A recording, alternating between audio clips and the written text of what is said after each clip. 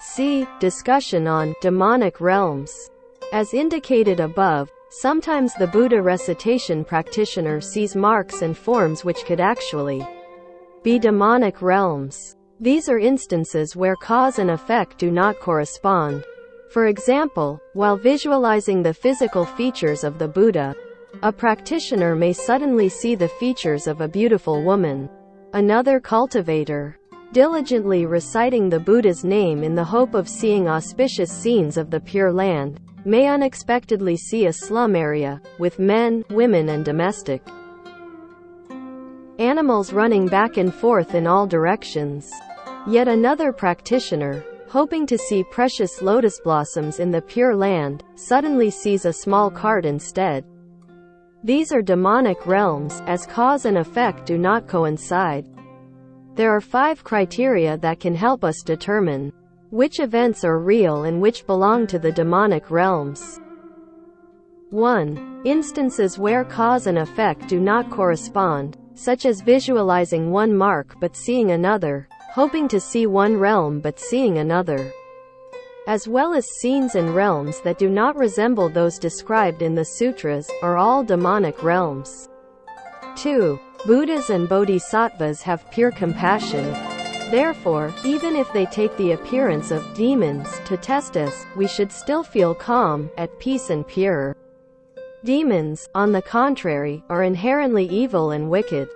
Thus, even when they take the appearance of Buddhas and bodhisattvas, i.e., good and moral persons, we still feel agitated, angry and uneasy. 3. The Buddha's light makes us feel calm and refreshed. It has neither shadow nor a blinding effect on the eye. The light of demons, on the other hand, affects our eyes and makes us feel agitated rather than calm and peaceful. It also has shadows, as described in the Lankavatara Sutra. 4. The teachings of the Buddhas and Bodhisattvas are in accord with the sutras and the truth. The words of demons are contrary to the truth and not in line with the sutra's teachings. 5. When an auspicious mark appears, the practitioner who wishes to test it need only concentrate on reciting the Heart Sutra with a pure mind, or reciting a mantra, or the Buddha's name with one pointedness of mind. If the mark really is auspicious, the more he recites, the clearer it becomes, because genuine gold does not fear fire. If it belongs to the demonic realm, it disappears as he recites, because evil can never infringe upon the true and the auspicious. We should judge events by all 5 of the above criteria, not just 1 or 2. This is because there are many celestial demons or externalist deities and immortals who want to lead us their way and therefore falsely take the appearance of Buddhas and Bodhisattvas preaching the Dharma. Although their cultivation is not the ultimate way leading to liberation, they possess good karma or a fairly high level of concentration. Thus, their light can also make us feel refreshed and peaceful. Moreover, their teachings sometimes encourage the performance of good deeds, keeping the precepts, vegetarianism and Buddha recitation. However, they diverge from the Buddhist sutras on certain points. Only by exercising careful judgment and understanding the Dharma in depth are we able to know. For example, certain externalist deities urge vegetarianism and Buddha recitation, but teach that the sacred words should be visualized as circulating throughout the body. This, they say, is turning the Dharma wheel, to release blockages in the energy system. This is the preaching of externalist demons. There are also demons who take the appearance of elder masters and say, statues of the Buddha made of bronze and cement cannot vanquish water, because they sink in water. Statues of the Buddha made of wood cannot vanquish fire, because they would burn. Only the mind Buddha cannot be destroyed by anything. You need only to cultivate the mind Buddha, striving to make it pure. There is no need to cultivate the body and mouth. Therefore, even eating meat and drinking wine, lusting and begetting children, is of no consequence. cultivating the body and the mouth through maintaining the precepts, vegetarianism, sutra, mantra and Buddha recitation are restrictive, ascetic practices, which are of no use and bring no benefit. This is a typical teaching of some spirits of long years standing or demons of sexual lust. There are some types of demon who have reached a fairly high level of attainment and can use their powers of concentration to help the practitioner reach a state of samadhi for a period of 7 or 21 days. However, their teaching does not lead to ultimate liberation and, in the end, cannot transcend the cycle of ego attachment. Ancient masters have said, when we see demons yet remain undisturbed, the demons self-destruct. When we see ghosts yet remain undisturbed, the ghosts are vanquished. This saying means, if we see demons and ghosts but our minds are unmoved and unafraid, holding fast to correct thoughts, or single-mindedly reciting the Buddha's name, these demons and ghosts cannot hurt us in any way, and will leave of their own accord. Not only should we act in such a manner when seeing demons, but even when we achieve some results or see auspicious marks during cultivation, we should not be moved to sadness, astonishment or joy. It is as if we lost a diamond at the bottom of the lake and because the water was murky, we were unable to recover it despite our best efforts. Now that the water is still and transparent, we have found it. Since the diamond originally belonged to us, why should we be astonished and happy? If the cultivator's mind is not calm and peaceful and is overly given to sorrowful thoughts, he will be harmed by the demon of sorrow and cry all the time. If he is given to too much happiness, he will be harmed by the demon of happiness and laugh all the time, as though insane. Moreover, although the Pure Land practitioner may also hope to see auspicious scenes, he should not long for or dream of them too much, because to recite is already to seek. He should be calm and seek but not seek, not seek but seek, so as to avoid disturbing his mind. He should just earnestly recite the Buddha's name, and in time, when the power of his recitation is pure, there will be a response and he will witness auspicious realms. To continuously seek and hope for them is deluded thought which brings harm. Long ago in China there was a layman who had engaged in meditation for some 30 years. One day, he suddenly attained the faculty of transcendental vision. At the beginning, he would see through walls. Later on, he could see things within a few dozen miles as clearly as though they were in front of his eyes. Realizing that he had achieved transcendental vision, he was very astonished and happy. As time went on, he was not only able to see, but also hear, the voices of human beings and animals from far away. This is transcendental hearing, which develops after transcendental vision. As time went by, he could see and hear things that occurred within a radius of several thousand miles. Still later, he was able to predict future events. Thus, he knew in advance of a war between two neighboring kingdoms and witnessed the pitiful sight of countless dead and dying among the populace. He was so moved that he would weep and lament to whomever he met. A great, violent uprising is going to occur.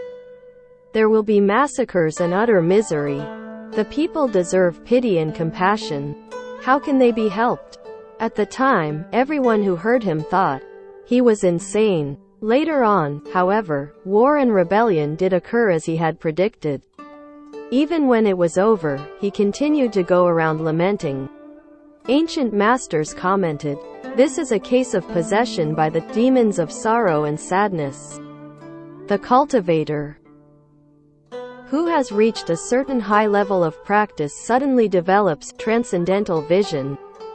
He should reflect it toward the self-nature, not letting worldly forms and marks move and disturb his mind. He should realize that these psychic powers have always been in his possession, and should therefore not be unduly happy or astonished, considering them strange and wonderful occurrences.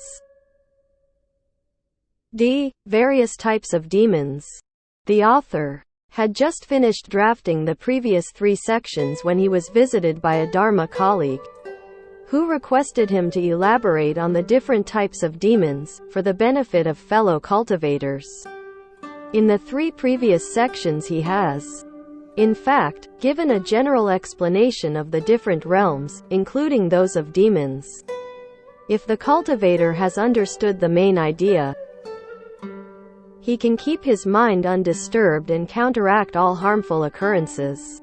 However, to comply with the above request, he will describe the different types of demons in greater detail. Demons are called Mara in Sanskrit.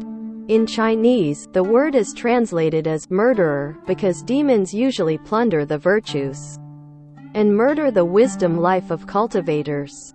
Demons also represent the destructive conditions, i.e., functions and influences, that cause practitioners to retrogress in their cultivation. Demons can render cultivators insane, make them lose their right thought, develop erroneous views, commit bad karma and end up sunk in the lower realms.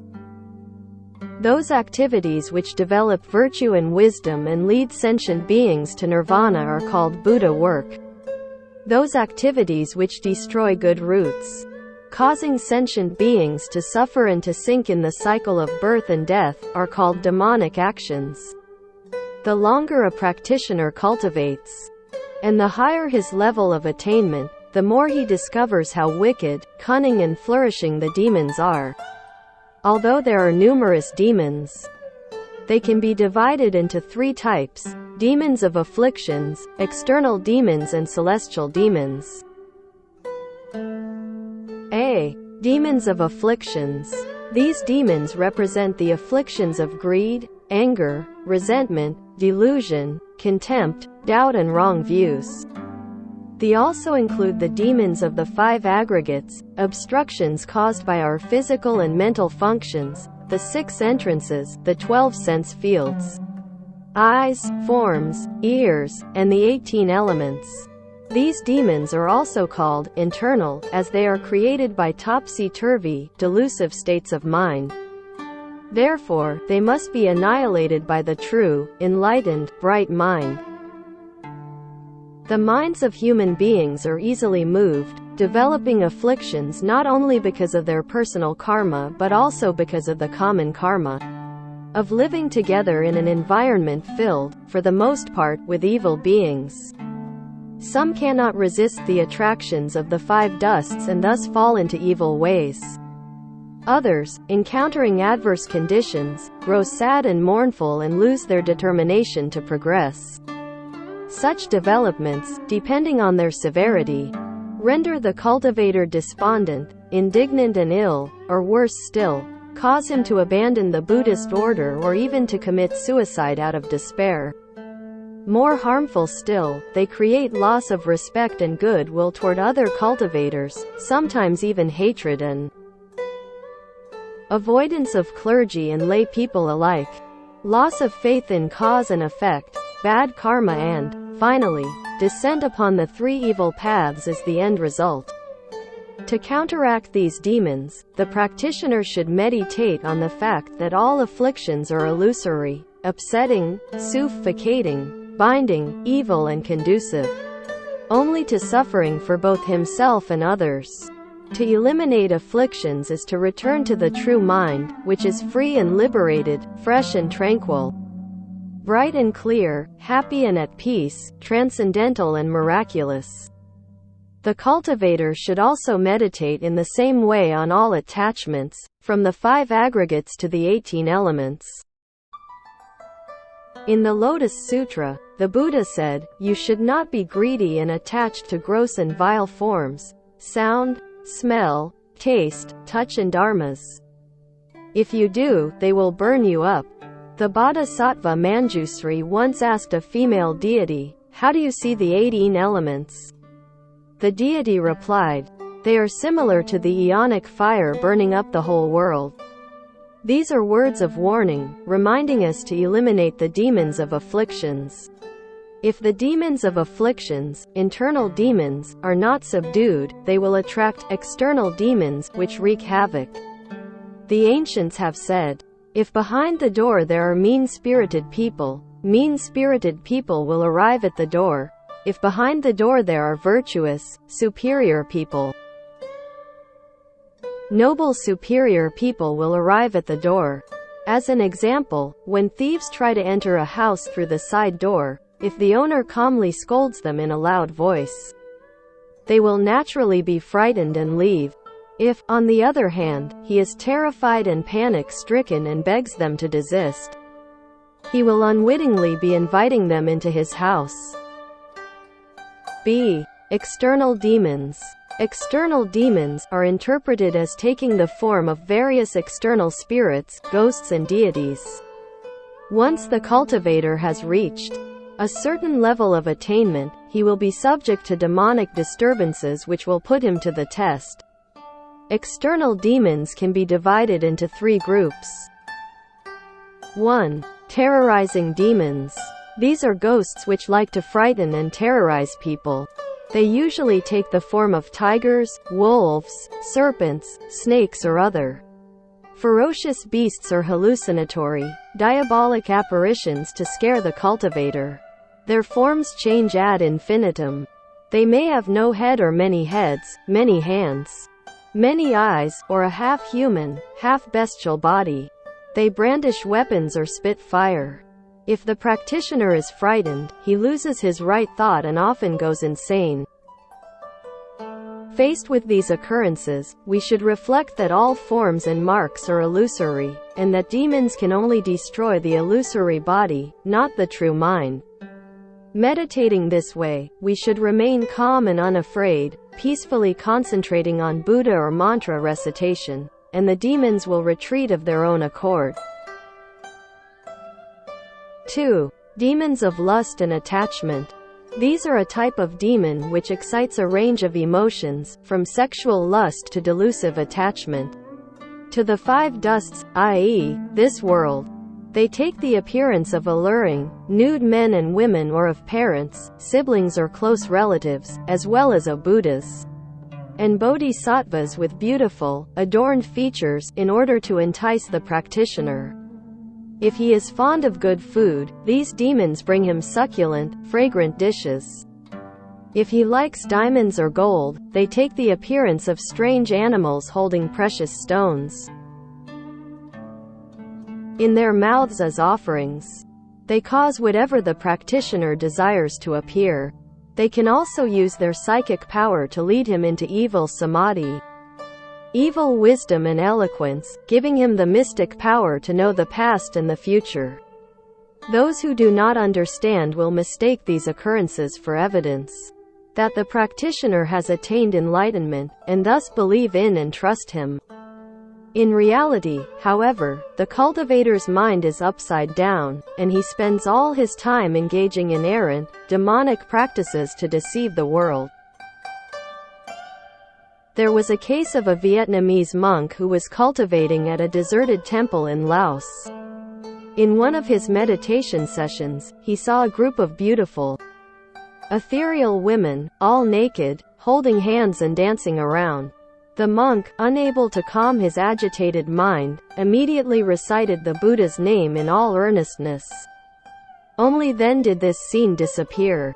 Another story. Once there was a monk in China who was practicing meditation. As he was cold and hungry, the thought of food arose in his mind.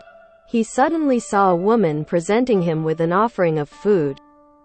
The woman knelt, put food in his bowl, and respectfully asked him to eat immediately, before the food grew cold and lost all taste.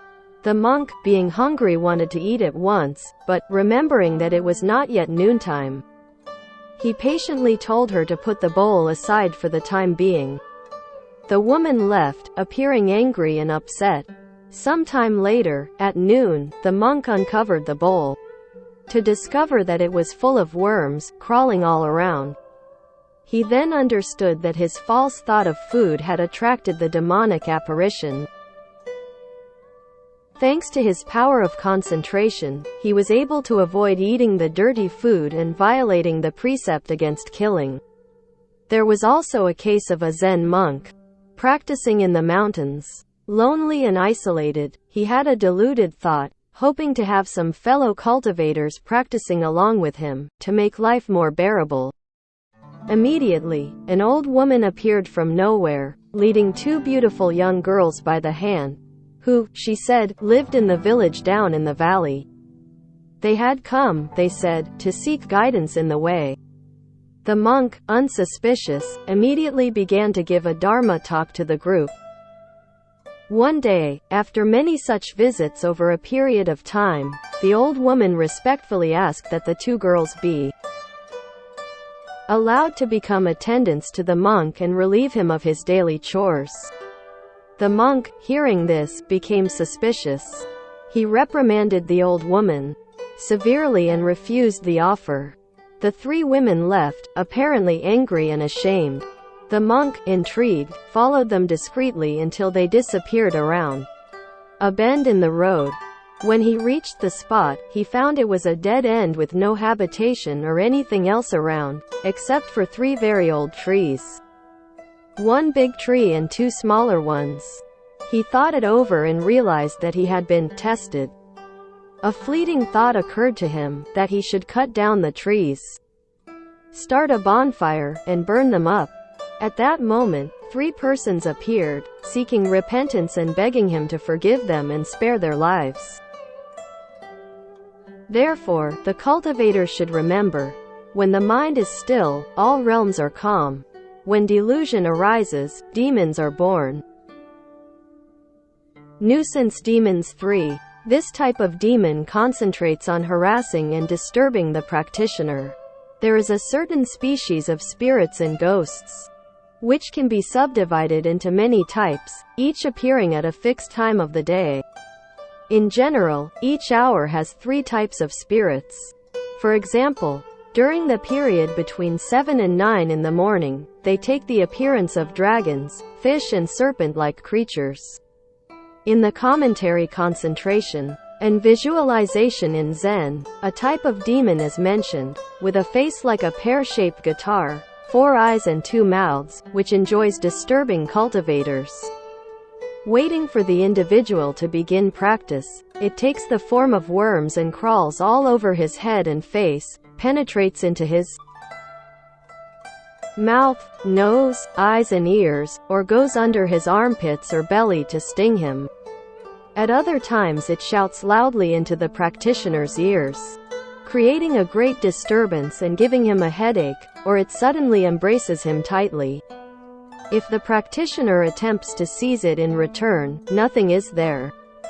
This nuisance demon also causes scenes of the 5 dusts to appear, either favorable or unfavorable, or neither favorable nor unfavorable. Such transformations are countless and can cause the practitioner to become agitated. As he does not know what to make of all this, he loses his concentration. The general way to subdue these nuisance demons is to gather the mind in right concentration, or diligently recite mantras or the Buddha's name. They will then all disappear. Speaking more broadly, the category of external demons also includes demons belonging to cults and other false, quasi-Buddhist sects. According to the observations of this author and many of his colleagues, practitioners who have belonged to cults in this or previous lives but have now converted to Buddhism, as well as those who are themselves Buddhists but who come from families formerly active in other faiths and cults, tend to be bothered by external demons. This is because the cultivation methods of externalists are within the realm of worldly afflictions and are tainted with pride, ego attachment, power and fame. Therefore, they stick together and do not want people connected with them in some way to follow other teachings. A case in point is a friend of the author, a Buddhist monk of gentle and peaceful disposition, who was continuously disturbed by externalist demons during his cultivation. Unfortunately, because of his externalist past seeds, he did not apply the Buddha Dharma wholeheartedly, but went instead from place to place, seeking help from externalists. In the end, he strayed completely from Buddhism. While taking the outside appearance of a Buddhist monk, he spent all his time practicing the balancing of body energy currents, and denigrated the practices of bowing to the Buddha and reciting sutras as attachments to forms. Thus, those who were once affiliated with externalist faiths and later returned to the Buddha Dharma should reflect on the above examples and be cautious. C. Celestial demons. This refers to the type of demon which resides in the sixth heaven, also called the heaven of free enjoyment of others' emanations. This type of demon possesses merits and blessings and enjoys the highest heavenly bliss in the realm of desire, of which our world is but a small part. They then mistake such happiness and bliss as ultimate, and do not wish anyone to escape from their influence. Celestial demons stand for lust and power, and take the form of oppression by men of power. When a practitioner has attained a fairly high level of cultivation, his mind light develops and shines up to the realm of the sixth heaven. It is then discovered by the celestial demons, who seek ways to sabotage his cultivation. Such action can take many forms, threatening or cajoling, or even inducing the practitioner to attain false samadhi, wisdom and spiritual power, with the aim of ultimately deceiving him. These demons take turns watching the practitioner constantly and without interruption, waiting for the opportune moment. If the practitioner has a delusive thought, they pounce on him or steer him toward things contrary to the way. The practitioner's entire lifetime of cultivation is then over, for all practical purposes. In his treatise on the awakening of the faith, the Patriarch Asvaghosha admonished, "There may be some disciples whose root of merit is not yet mature, whose control of mind is weak and whose power of application is limited, and yet who are sincere in their purpose to seek enlightenment. These for a time may be beset and bewildered by maras and evil influences who are seeking to break down their good purpose." Such disciples, seeing seductive sights, attractive girls, strong young men, must constantly remind themselves that all such tempting and alluring things are mind-made, and, if they do this, their tempting power will disappear and they will no longer be annoyed. Or, if they have visions of heavenly gods and bodhisattvas and Buddhas surrounded by celestial glories, they should remind themselves that these, too, are mind-made and unreal.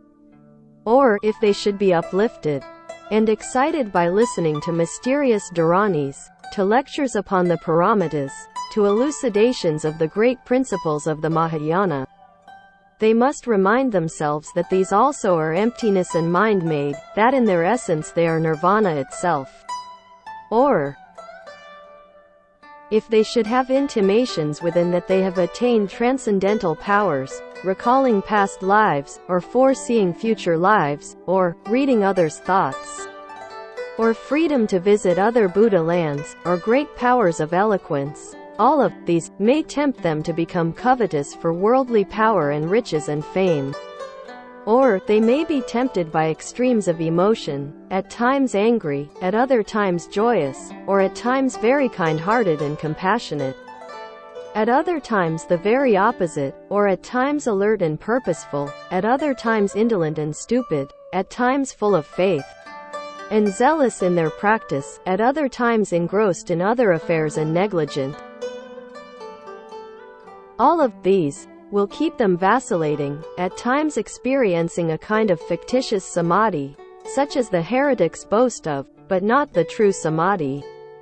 Or later, when they are quite advanced, they become absorbed in trances for a day, or two, 180 or even 7, not partaking of any food but upheld by inward food of their spirit, being admired by their friends and feeling very comfortable and proud and complacent, and then later becoming very erratic, sometimes eating little, sometimes greedily, and the expression of their face constantly changing.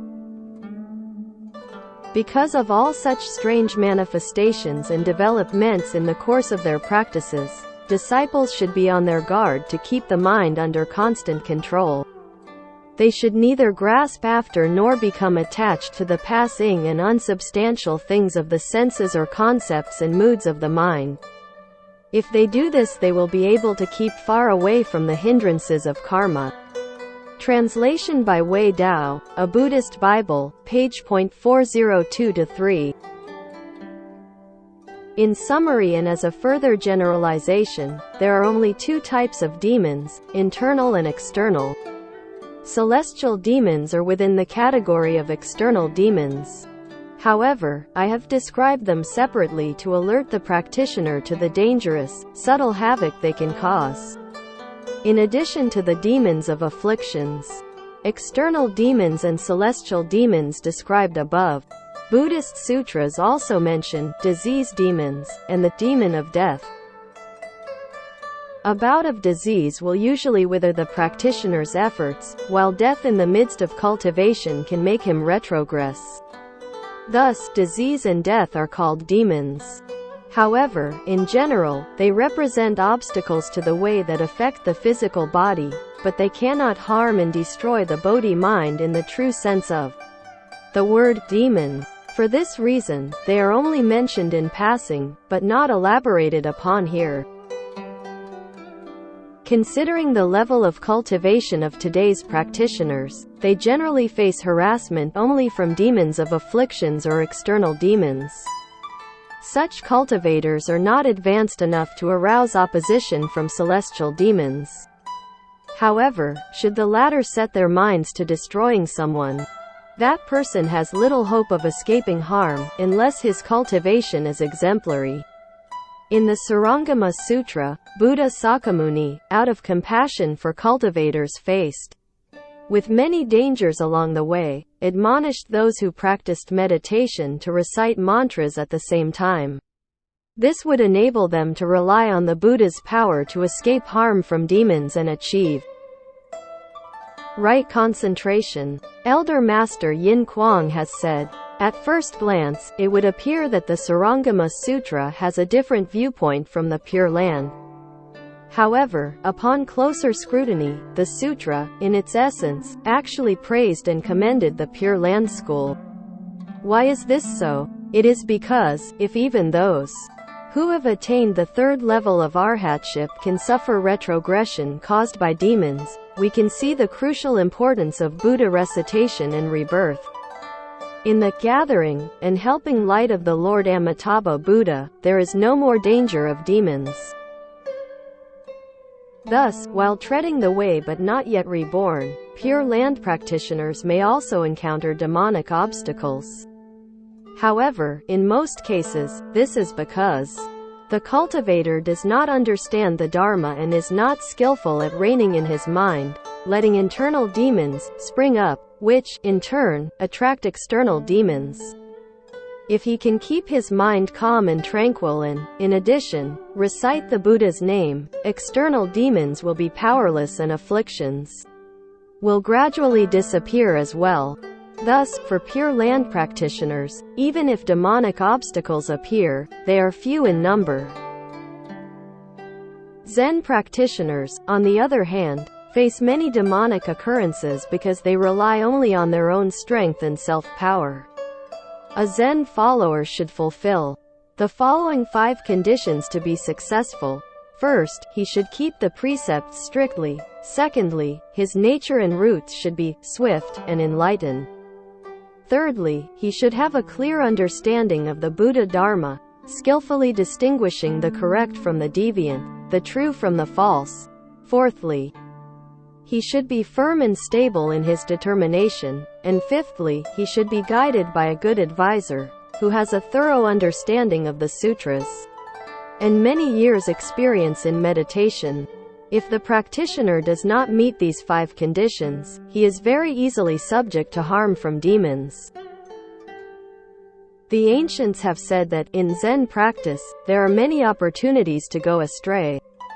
Therefore, to be successful in meditation, it is necessary to be a person of superior capacities and intelligence.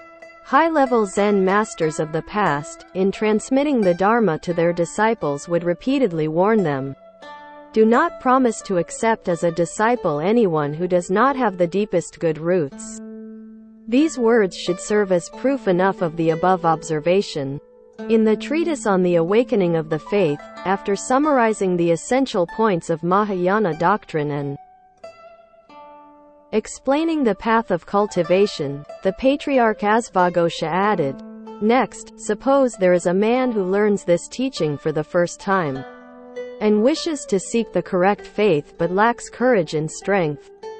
Because he lives in this world of suffering, he fears that he will not always be able to meet the Buddhas and honor them personally, and that, faith being difficult to perfect, he will be inclined to fall back, retrogress. He should know that the Tathagatas have an excellent expedient means by which they can protect his faith, that is, through the strength of wholehearted meditation recitation on the Buddha. He will in fulfillment of his wishes be able to be born in the Buddha land beyond, to see the Buddha always, and to be forever separated from the evil states of existence. It is as the sutra says, if a man meditates wholly on Amitabha Buddha in the world of the Western Paradise, and wishes to be born in that world, directing all the goodness he has cultivated toward that goal, then he will be born there.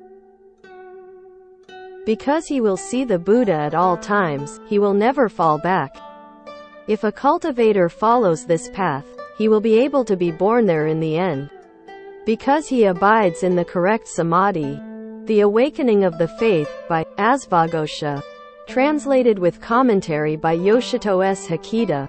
New York and London. Columbia University Press, 1967, page .102.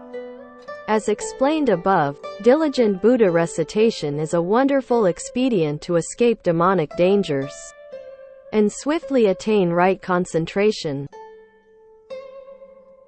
While we are still treading the path of practice, not having reached the stage of perfect enlightenment, all methods and schools are expedients. Buddha recitation is an expedient, and so are Zen and all other methods. Diligent Buddha recitation leads to awakening as in Zen, however. The principal goal of the Pure Land School is rebirth. Once reborn, none will ever retrogress and all will ultimately attain Buddhahood and help sentient beings. Buddhism of Wisdom and Faith Chap. V. Sect. 29.